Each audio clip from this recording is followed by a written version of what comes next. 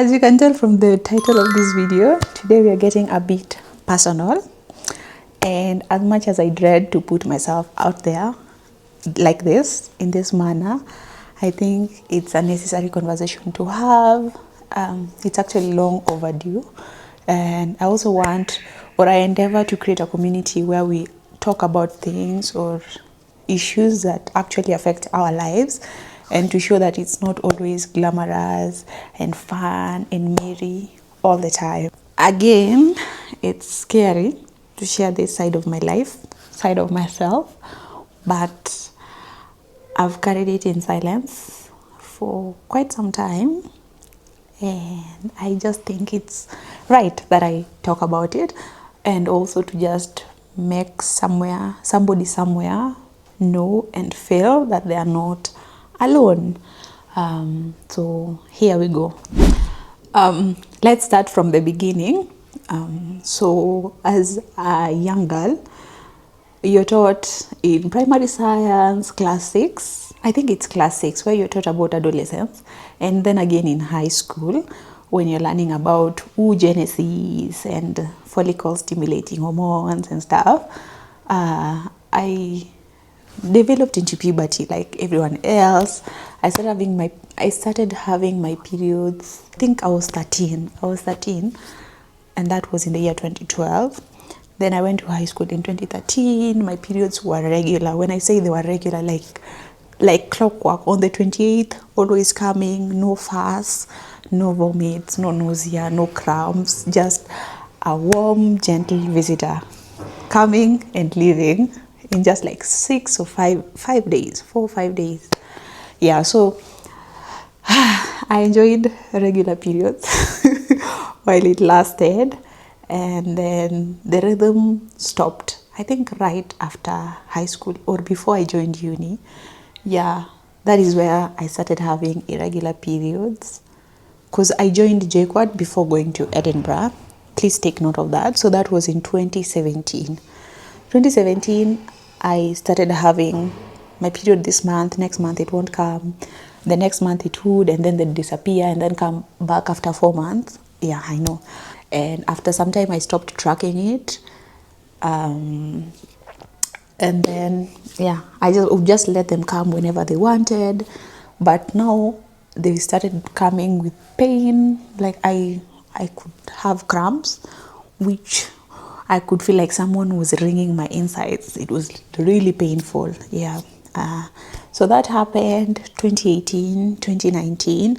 I left for Edinburgh, and at this time they were also intermittent. It was not always regular. Yeah, I think I mentioned that. So that went on for quite some time. I was in Edinburgh from 2019, September 2019 to 2023 when I graduated. Yes. So that was when I went to a doctor, and I was like, hey, my periods keep coming and disappearing, I don't know what is up. But at that time I'd also started tracking it with my Apple Health app. I'll post a screenshot here, who, by the way, used to send me notifications to say like, oh, your periods are not regular, please go see a doctor and stuff. So let's leave that there. I'm gonna come and pick it up to join it to something else. Yeah. To take you back just a little bit, when I was growing up, I won't say I was athletic, but I was always active. By being active, I mean my school was like 5 kilometers away from where we lived. So in a day, I'd walk 10 kilometers. So I was really lean and fit. Yes. And of course, the usual mandatory preps activities that you do for like in the course of your curriculum. But I didn't play any sport. Yeah, I don't think I did. Even in high school, I did not. I was just really, I won't say lazy, but I didn't like sports that much. So I was lean for the most part of my younger life. But when I went to Edinburgh, I started gaining weight, like really so much weight. I used to be really chubby, like cheeks here. I'll probably find a photo and show, so it's kind of visual. I started gaining a lot of weight, the unexplainable weight gain. I've not been going to the gym or overeating kind of weight gain, but the one where it happens overnight and you're like, my clothes are not fitting me anymore. Why am I chubby? And it's not like my eating was that unhealthy, because even growing up, our diet used to be mainly vegan. Meat once in a while, fish once in a while, but mostly we'd eat like, the vegetables from the farm and stuff, omena, like just healthy foods. And in high school, I think it was a bit more starchy. I learned in Kiambu County, I think so, Nairobi. But Starehe, we ate quite starchy foods. It's rice, githeri, ugali, meat. Meat is not starchy, but it was not something I was used to growing up. Too much meat, yeah. Anyway, so when I went to Edinburgh, I started noticing a lot of weight gain. Even in JKUAT, I didn't gain that much weight. Anyway, so when I went to Edinburgh, I was gaining so much weight, which was unexplainable. And there's a way it affects you, even from the clothes you wear, trying clothes in the fitting room. You feel tired. Not tired really, but you're always just like, I don't know. I don't know what is going on with this weight of mine. And then came the brain fog. I'd get into a room and I'm like, what did I come to do? I'd start a conversation and I'm like, I don't know what I was saying. And then I'd get tired all the time. The kind of tired that you're like, not from watching Netflix until 3 a.m., but dragging your body out of bed kind of tired. I'd force myself to even do the most mundane of tasks, like going to class. Yes, I struggled with that so much until I had to get help. And also just feeling tired and wanting to nap all the time. I always just wanted to sleep.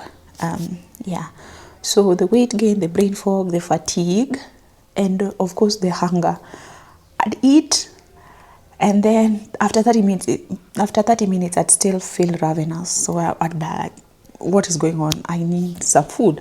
And it would always be me craving some sort of carb or sugar. Never protein. Never protein, never fats. Yes, just carbs. So that went on my whole life in Edinburgh up until 2023, when I was like, I'm tired.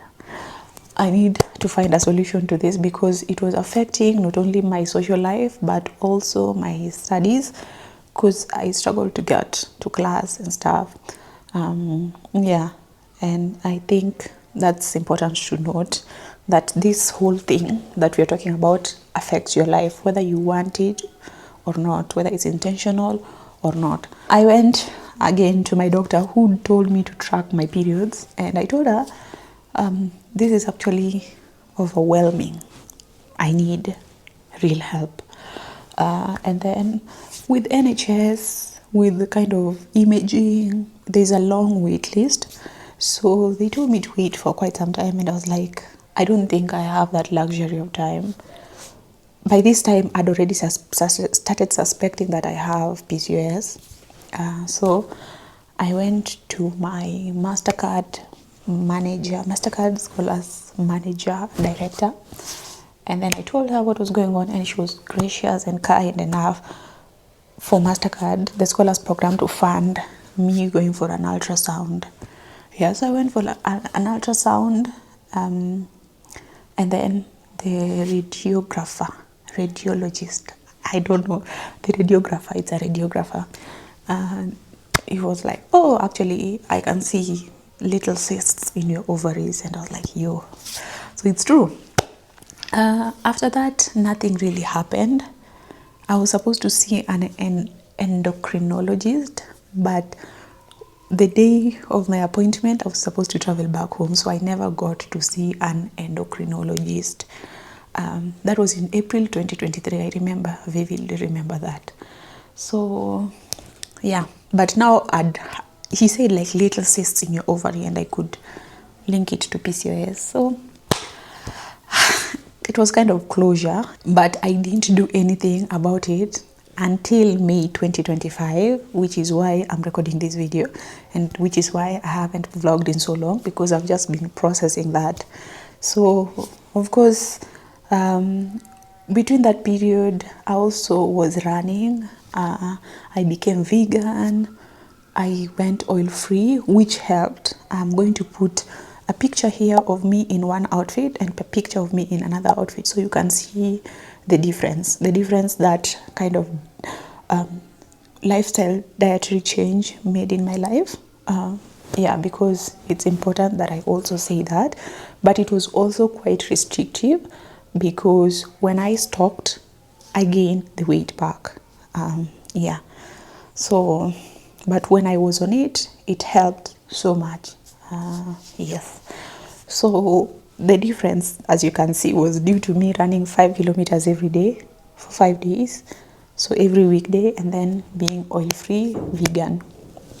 Yeah, because I just needed to feel like my body was mine again. And then of course I stopped that. In Kenya it's quite hard to be vegan for some reason, because meat is available, everything is available, so I didn't do that. I stopped, and like the weight came back, not all of it, but some of it. Yeah. So in May 2025, which is last month, I decided to go and see an endocrinologist, because that is where I left it off in Edinburgh.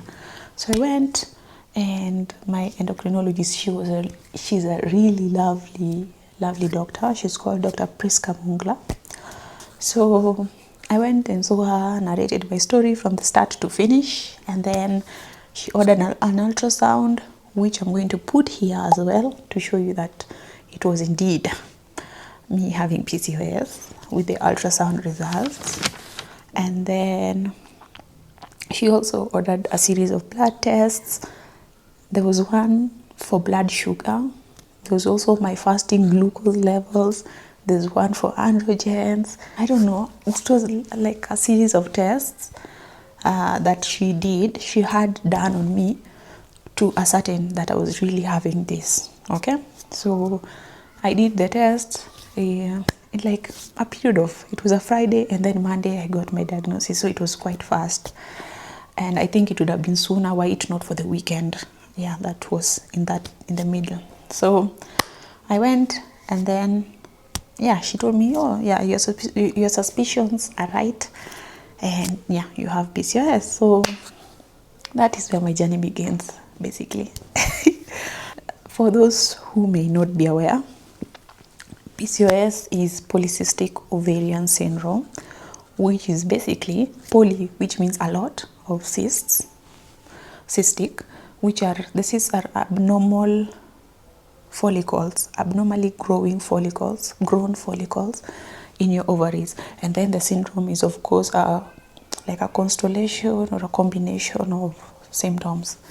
Yeah, so it affects really many women all over the world, like a lot. I don't know the exact figure, but many women suffer from PCOS. Most of it just goes undiagnosed because it's always brushed off as normal, and most people also don't have the knowledge, hence why I think I wanted to talk about it.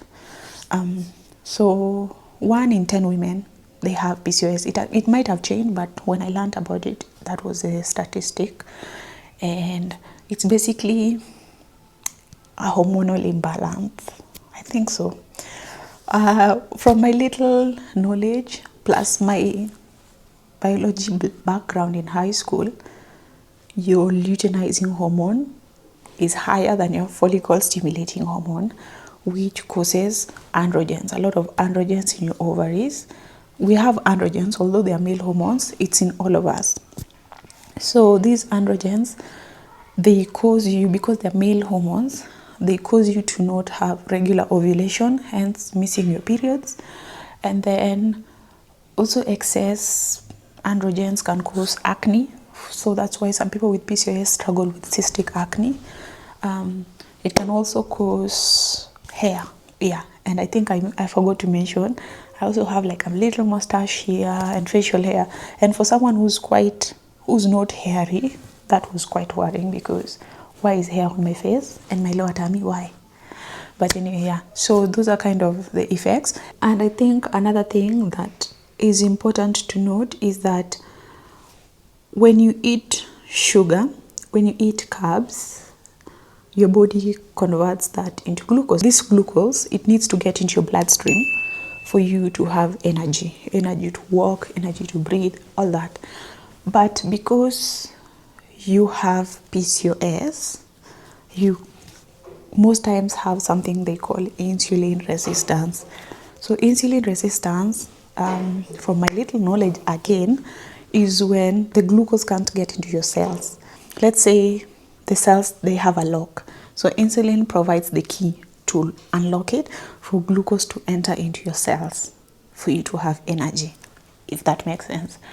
So when you have insulin resistance, that insulin does not open the cells. So in turn, your pancreas has to produce a lot more insulin for the glucose to enter into your cell. And that a lot of insulin in your bloodstream causes more androgens to be released. Now that's where the hirsutism come in, the facial hair and hair on your chest, etc., on your chin. And the androgens again cause you to not have regular ovulation, hence delayed or irregular periods. It's like a vicious cycle, if that makes sense. So I have insulin resistance, and it explains why losing weight is hard despite exercising and even eating clean. Okay, so with this, all this, it can be too much. It was too much for me, it's too much for someone else somewhere. And for PCOS, there's no cure, just managing it with diet and exercise, which sometimes proves futile because of insulin resistance. Okay, you see how, yeah, it's a lot. And I think that is what I've been trying to process the past 2 or 3 weeks, because, yeah, what am I supposed to do with my life with this thing going on in my body? I've been managing it with food, with exercise, with supplements. So I was prescribed metformin to help with my insulin sensitivity, and I'm still on the lowest dose. I think it's a 500 milligrams. It should be given under prescription, so I don't think you can go buy it at a pharmacy just like that, over the counter. And also, yeah, so that's what I've been taking, I think, for almost a month now. And also I have my inositol, which is a supplement that also helps to, it's a dietary supplement that helps with insulin sensitivity, hormonal balance, ovulation, etc. So that's what I've been taking. I'm going to show you a picture of my inositol. I don't want to stand, so that's what I've been having. And of course, sometimes tears, sometimes prayers, just silent prayers. Yeah, and learning to be gracious to myself on the bad days, and celebrating quietly on the good days, because, like I say, it's a lot for anyone to deal with, really. And what the past 3 weeks have taught me is that I have to learn to be kind to myself, because this is what the rest of my life is going to look like. You can manage it again, but you can't cure it, which is sad. But it is what it is. C'est la vie. Yeah. Why I'm sharing this, you may ask. I'm someone who endeavors to not put my personal life out there so much, because when you do that, it's constantly like providing ammunition for people to use one day when they're in a fight with you. But with PCOS, I've sat down with it, I've sat with it, with the thought of making this video, and I've realized it's not talked about enough, and the confusion that comes with it is from the lack of knowledge around us, of the conversations around us. And we need to change that status quo, and that starts by me. I can't wait on someone else to do it for me, So it will start with me talking about it in this video, for example, and sharing my experience. And by me doing so, I also welcome you to share your experiences with me in case you have any of these symptoms or you've been officially diagnosed with it. Because when we do that, when we come together in that manner, it relieves the burden, the confusion, the shame, and helps us to live more healthy lives by sharing tips, encouragement, and just being a community that cares about each other. Yeah, all that is to say, you're not alone. You're not crazy, you're not lazy for not being able to lose weight in a certain timeline. You're not broken because you have PCOS. Yeah, I see you. I hope you see me too. And if you've not been officially diagnosed but these symptoms affect you, I hope you advocate for yourself, you push for tests, you ask more about hormones, you track your symptoms to show proof, because you deserve support, you deserve answers. And I hope in some way this also serves as that, an answer. Yeah, and I hope I get the courage to talk more about it, because we need to have this conversation, like I've said. So that's my story, that's my PCOS story. That's my life 3 weeks after officially being diagnosed with PCOS. And I don't know what the future holds, but I know the more I keep learning about my body, the more I keep being kind to myself, I can still live a beautiful life. Yeah, so thank you for coming. And I don't want, and I should have prefaced this video by saying, this is not a call for pity, please. It's just creating awareness, yeah, because we need more of that. So thank you for listening to my story. I hope it inspires you. I hope it helps you to push, to advocate for yourself, and to live a beautiful life with PCOS. Bye.